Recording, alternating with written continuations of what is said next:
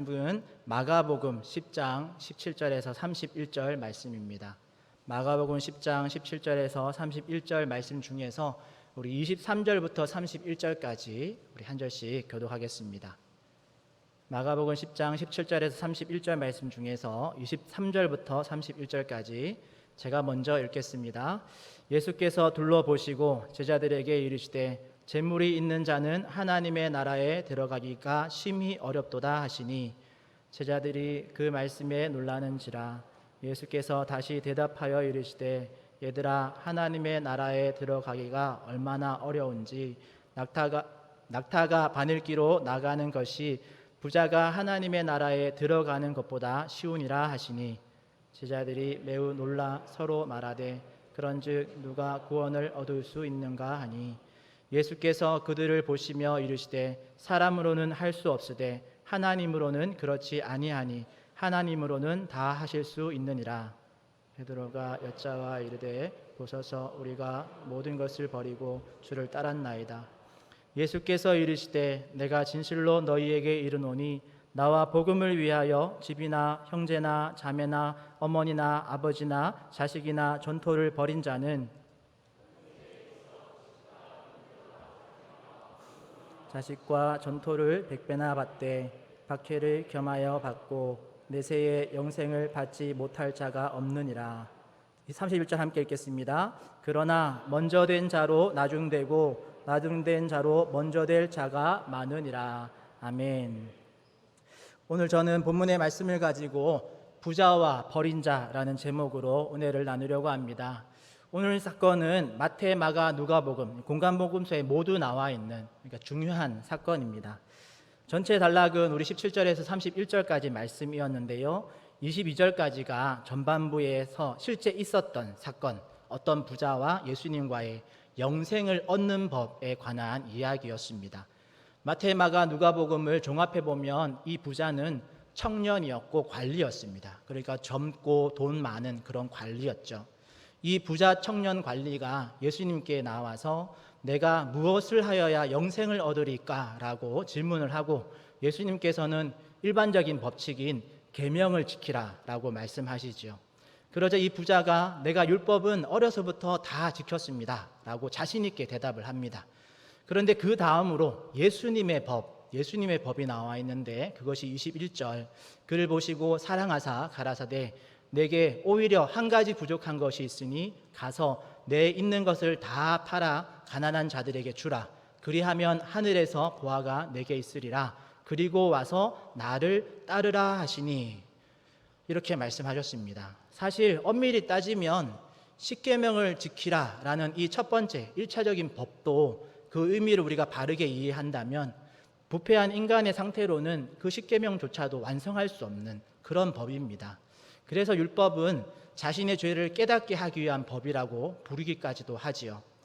그래도 문자적인 법, 그런 문자적인 법으로라도 지키려고 애쓰고 조금이라도 죄에서 멀어지려고 노력하는 그런 것들이 필요하고 예수님도 그런 이 청년의 열심은 인정하십니다. 문제는 두 번째로 주신 예수님의 법. 이 예수님의 법을 이 청년 부자는 지키지 못하고 근심하며 돌아갔다라는 기록으로 오늘 사건이 끝난다라는 거죠. 그리고 그렇게 이 사건이 일단락 되는 듯 했는데 예수님은 이 사건을 가지고 그 부자 청년 관리에게만 적용하시는 것이 아니라 제자들에게 오셔서 이 이야기를 가지고 오늘 우리가 나눌 본문의 교훈을 가르치십니다. 일단 본론에 들어가기 전에 분명히 예수님께서는 이 부자 청년 관리를 21절의 표현처럼 사랑하사, 즉 애정어린 눈빛으로 바라보시면서 그래, 네가 율법을 잘 지킨 것 아주 잘했어. 그런데 그냥 형식적인 율법의 완성 말고 정말 사랑의 법을 완성하는 법이 있는데 그것이 바로 내게 있는 것을 다 팔아서 가난한 자들에게 주라. 즉 내 이웃을 내 몸과 같이 사랑하고 그리고 와서 나를, 예수를 따르라 라고 말씀하신 거죠. 이 전반부의 주제도 여러분들이 꼭 기억하시기를 바라고 오늘은 이 후반부의 본문, 제자들에게 오셔서 이것을 설명해 주시는 부자와 버린 자에 대한 이야기를 조금 나눠보려고 합니다. 첫 번째로 다룰 주제는 제목과 같이 부자와 버린 자의 의미입니다. 제목을 제가 부자와 버린 자라고 정해놓고 말씀을 조금 더 준비하면서 보니까 조금 더 정확한 표현을 하자면 버리지 못한 자와 버린 자라고 말하는 것이 조금 더 확실한 표현인 것 같습니다. 그러니까 말씀드리는 부자라는 것은 버리지 못한 자를 말하는 거지요. 그리고 오늘 본문에서 무엇을 버리지 못했는지 또는 무엇을 버렸는가를 우리가 질문해 보면 오늘 이 사건을 조금 더 잘 이해할 수 있는데요. 부자 청년 관리의 이야기에서 예를 들자면 이 부자 청년 관리는 재물을 버리지 못한 자입니다. 그리고 이어서 나와 있는 베드로를 필두로 해서 12제자는 직업과 부모와 가족까지도 다 버린 자들이죠. 여기서 버리다라는 표현이 조금 강한 그런 표현인데요. 이것을 의미는 그대로 두고 살짝 순화시킨 표현으로 바꾸어 보면 뒤로 하고 또는 내려놓고 라는 표현으로 바꿀 수 있습니다. 그러니까 예수님의 제자들은 직업과 부모와 가족을 뒤로 하고 또는 내려놓고 예수님을 쫓았다라고 말할 수 있는 거죠. 버린 자의 기준으로 비교해 보면 부자 청년은 재물 하나 때문에 근심하면서 돌아갔습니다. 그런데 제자들의 기준에서는 제자들은 정말 직업도 부모도 가족도 다 뒤로 하고 예수님을 쫓아 나섰던 것이지요. 그래서 예수님이 오늘 말씀하시는 이 부자가 하나님의 나라에 들어가기 어렵다라는 표현은 꼭 돈 많은 부자만 말하는 것이 아닙니다. 그러니까 돈의 많고 적음이 천국의 기준이 아니다라는 말이죠. 다시 말해서 29절의 말씀을 인용하자면 버린 자란 나와 예수님과 복음을 위해서 자신의 것을 버린 자를 말하는 것이고 부자란 나 예수님과 복음을 위하여 자신의 것을 버리지 못한 자를 말하는 것이지요. 자, 이렇게 설명을 하니까 하나님의 나라에 합당한 자의 기준이 분명해지지요. 하나님의 나라는 예수님과 복음을 위하여 자신의 것을 버린 자가 들어가는 곳입니다. 버린다라는 의미가 내가 붙들고 있는 것을 내려놓는다라는 말이지요. 왜 내려놓아야 하는가? 그래야 하나님이 주시는 것을 붙들 수 있게 되기 때문입니다. 내가 가지고 있는 것, 내가 여기서 두 손으로 꽉 잡고 있는 이 붙들고 있는 것을 두 손을 펴고 내려놓아야 내 손이 비어야 빈손이 되어야 하나님의 것을 다시 받을 수 있고 다시 붙들 수 있기 때문에 그런 거지요. 그래서 예수님께서도 율법을 다 지켰습니다 라고 자랑하는 이 부자 청년 관리에게 가장 1차적으로 먼저 지시한 게 뭐냐면 네가 붙들고 있는 그 물질을 내려놓고 그리고 와서 나를 붙들어라, 나를 따라라 라고 말씀하신 겁니다. 여기서 잠깐 퀴즈 하나를 내보려고 합니다. 우리가 잘 아는 말씀인데 제가 앞부분의 성경 구절을 읽으면 여러분들은 뒷부분의 말씀을 한번 이렇게 말해보시면 좋겠습니다. 잘 아는 본문입니다. 쉽습니다. 심령이 가난한 자는 복이 있나니 네. 천국이 그들의 것이며 아멘. 그런데 왜 그런 예수님의 말씀이 왜 그렇게 가르치셨을까요? 사실 마태복음 5장에 나와 있는 팔복의 8가지 조건은 예수님 당시에 이 구약의 율법의 원리를 오해해서 이스라엘 백성들이 잘못 지키고 있던 그것을 예수님께서 직접 오셔서 거의 저자직강으로 그 구약의 율법의 원리들을 바로 잡기 위해서 가르치신 그런 본문들입니다. 산상수훈이 다 그렇게 구약의 그 의미들을 예수님께 직접 그 말씀은 이런 의미야, 이런 것이 바른 의미야 라고 이렇게 수정해 주신 것, 바로 잡아 주신 표현인데 팔복 중에 8가지 이 조건들을 팔복의 결론 부분, 이 8가지 조건들은 팔복의 결론 부분의 말씀과 다 연결이 되어져 있는데요. 말씀을 띄워드릴 테니까 우리 마태복음 5장 11절 12절 말씀 우리 한번 같이 읽겠습니다. 팔복의 결론입니다. 읽겠습니다. 시작. 나로 말미암아 너희를 욕하고 박해하고 너희에게 복이 있나니 기뻐하고 즐거워하라. 하늘에서 너희의 상이 큼이라. 너네 전에 있던 선지자들도 이같이 박해하였느니라. 아멘. 가만히 생각해 보면 팔복의 말씀은 오늘 말씀인 부자와 버린 자의 개념과 거의 일맥상통하는 가르침입니다. 나를 예수를 위하여 가난, 애통, 온유, 줄이고 목마름, 긍휼, 청결, 화평, 의를 택한 자는 복이 있다는 말씀은 오늘 부자와 버린 자의 개념으로 재해석해 보면 이렇게 해석할 수 있습니다. 나를 위하여, 예수님을 위하여 부를 버리고 기쁨을 버리고 강폭한 마음을 버리고 배부름을 버리고 강팍한 마음을 버리고 불화를 버리고 악을 버리는 자는 복이 있나니 박해를 겸하여 받을 것이지만 기뻐하고 즐거워하라. 하늘에서 너희의 상이 큼이라. 아멘. 그러기에 오늘 우리도 먼저 내가 붙들고 있는 것을 버릴 수 있어야 합니다. 내려놓을 수 있어야 합니다. 그것을 내 뒤로 제쳐놓을 수 있어야 한다라는 거죠. 내 고집, 내 물질, 내 건강, 내 자녀, 내 성공, 내 욕심을 내려놓아야, 이걸 버려야 뒤로 물러나야 된다라는 거죠. 그래야 그 빈손으로 다시 하나님의 뜻, 하나님의 복, 하나님이 주시는 건강, 하나님이 돌보시는 그런 자녀, 하나님이 주시는 성공, 하나님이 주시는 부요함을 얻을 수 있고 붙들 수 있습니다. 그러기에 내가 붙들고 있는 것을 버리지 못한 자, 그런 부자는 결단코 하나님이 주시는 천국과 영생을 얻을 수 없다. 이것이 첫 번째 주제이고, 두 번째로 다룰 주제는 이 말을 듣고 제자들이 놀라며 묻습니다. 그런즉 누가 구원을 얻을 수 있겠습니까? 만약 제자들이 부자가 천국에 가기 어렵다라는 이 말을 문자 그대로 돈 많은 부자만 천국에 들어가기 어렵다라고 이해했다면 이런 질문을 하지 않았을 겁니다. 오히려 그렇지, 부자는 천국에 가기 어려워, 우리는 다 가난하니까 우리는 다 천국에 갈 수 있어, 뭐 이렇게 유치하게 적용을 했겠죠. 그런데 제자들은 예수님의 이 말씀을 버린 자와 버리지 못한 자라는 개념으로 바르게 잘 이해를 합니다. 그리고 이 버림이라는 주제가 얼마나 어려운 것인지를 이 제자들이 잘 간파합니다. 이 버림이라는 주제가 돈뿐만 아니라 우리가 가치 있게 여기는 것, 내가 가치 있게 여기는 것을 버릴 수 있어야 한다라는 점으로 바르게 이해를 했기 때문에 제자들이 그 예수님의 가르침에 놀라고, 그러면 누가 구원을 받을 수 있겠는가라고 서로 질문하는 거지요. 그래서 누가 자신이 가장 가치 있게 여기는 그것을 버릴 수 있겠습니까? 라고 질문하는 겁니다. 이에 대해서 예수님이 대답하시죠. 사람으로는 할 수 없으되 하나님으로는 다 하실 수 있느니라. 오늘 우리에게 적용한다면 여러분들이 좋아하는 것을 다 버려야지만 천국에 갈 수 있습니다 라는 이 말씀에 우리가 놀라는 거죠. 헉, 예수님, 내가 좋아하는 게 이런 것들이 있는데 이걸 어떻게 다 버릴 수 있습니까? 그리고 그렇게 좋아하는 것을 다 버릴 수 있는 사람이 어디에 있습니까? 라고 질문하는 거죠. 그렇다면 누가 구원을 받겠습니까? 라고 질문하는 것이고요. 그런데 예수님의 대답은, 그래, 알아. 너희가 너희 힘으로는 불가능하다는 것, 불가능할 거야. 그렇지만 하나님은 그렇지 않으시고 하나님으로서는 다 하실 수 있어 라고 대답하시는 겁니다. 즉 우리의 본성, 우리의 욕심으로는 버리기 어렵고 또 거의 버리기 불가능하지만 하나님으로는 가능하다라는 말씀이지요.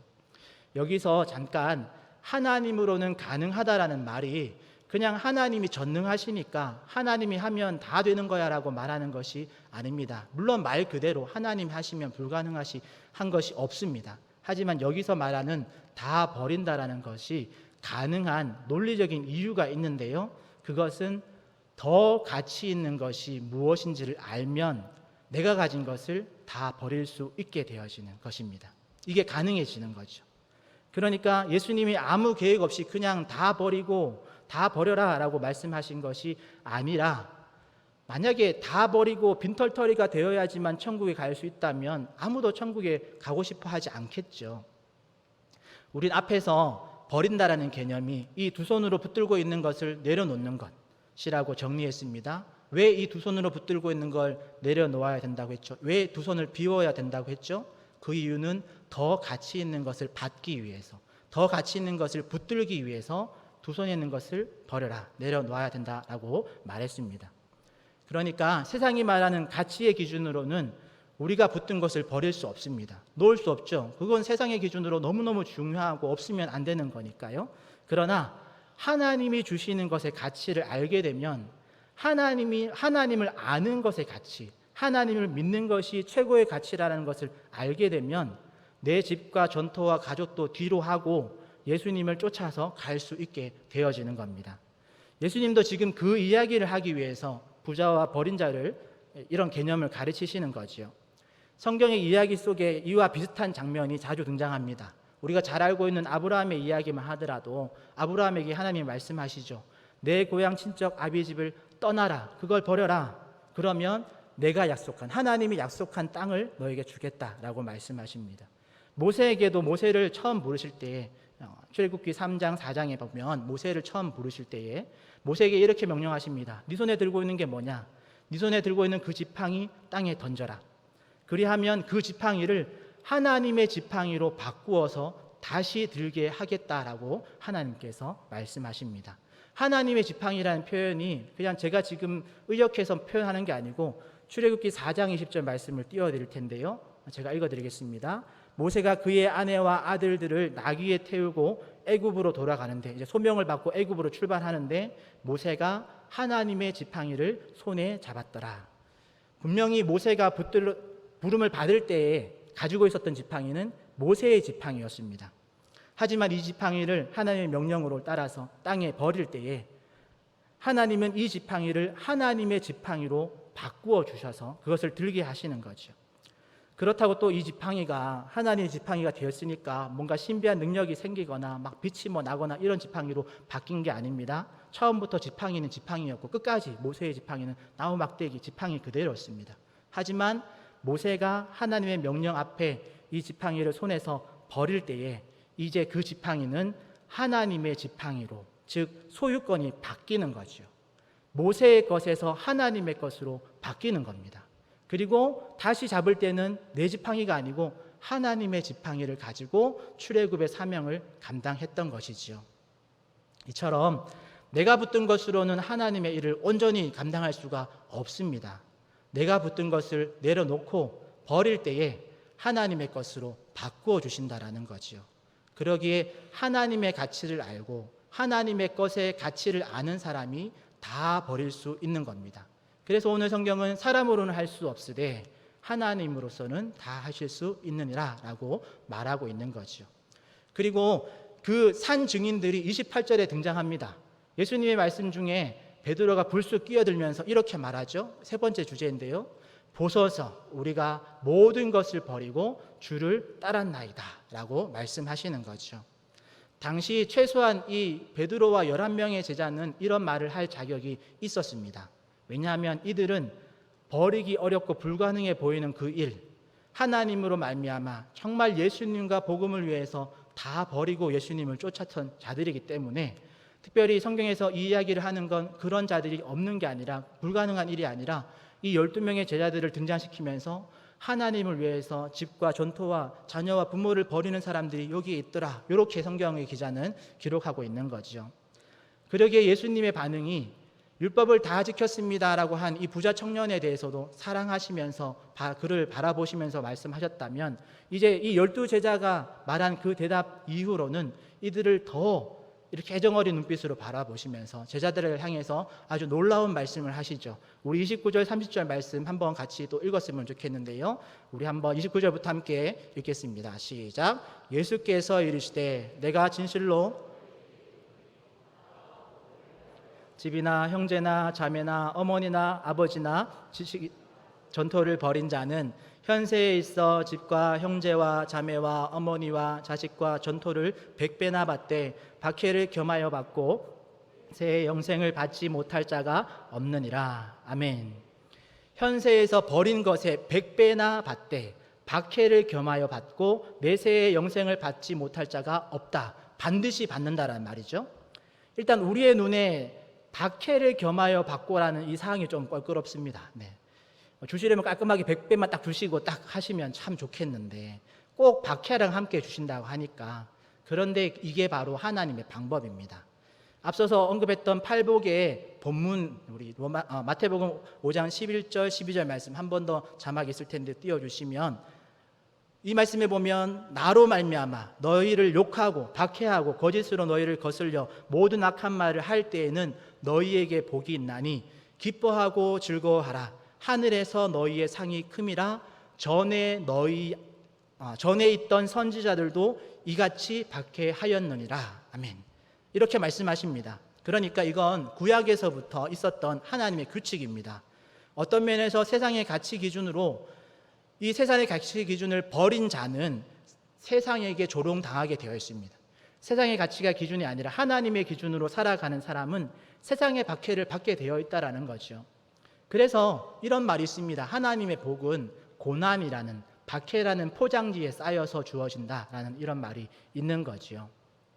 어쨌든 박해를 겸하여 받는다 치더라도 현세에서 100배, 내세에서 영생을 받는 것이 훨씬 값진 것이니까, 그러니까 센스가 있는 분들이라면 하나님의 복을 받되 고난이라는 박해라는 포장지는 빨리 확 뜯어버리고 빨리 치워버리고 100배 이상의 복과 영생을 받는 것에 가치를 우리가 붙드는 것이 훨씬 지혜로운 사람이죠. 여기에 현세의 100배라는 표현이 마태복음과 누가복음에서는 여러 배라고 이렇게 기록되어 있습니다. 그러니까 100배라는 표현이 문자적으로 100배가 아니라 엄청나게 큰 차이가 나는 어떤 것, 이런 큰 차이를 말하는 표현이죠.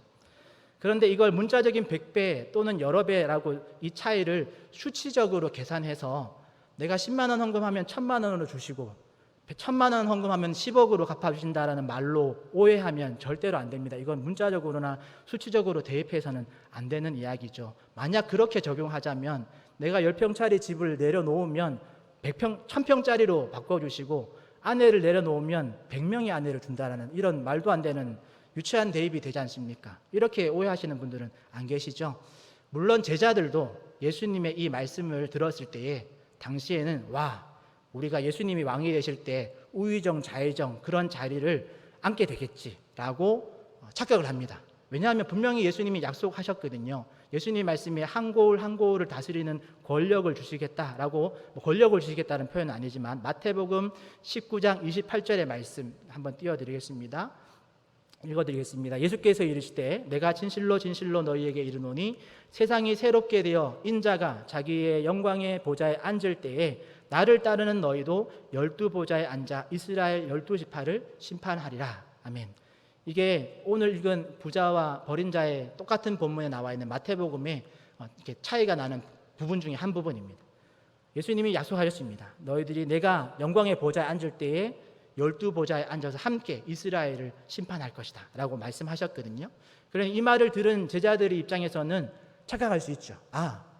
예수님이 왕 되실 때에 우의정 좌의정 앉혀주신다는 말이구나 라고 문자적인 것으로 착각할 수 있는데, 하지만 여러분, 가룟 유다를 제외한 11제자가 예수님의 십자가와 부활을 경험하고 나서 성령의 충만함을 통해서 예수님의 가르침의 진실한 그 의미를 바르게 깨달은 이후로 예수님의 약속하신 이 현세의 100배의 복 또는 여러 배의 복은 그 어떤 가치보다 더 크신 예수님을 우리 마음에 모시고 예수님과 함께 교제하는 삶, 그래서 죽어서 가는 천국 이전에 지금 이 육체의 생명이 있는 동안에도 현세에서 얼마든지 천국을 누리는 삶을 약속하신 것이다라는 것을 깨달았습니다.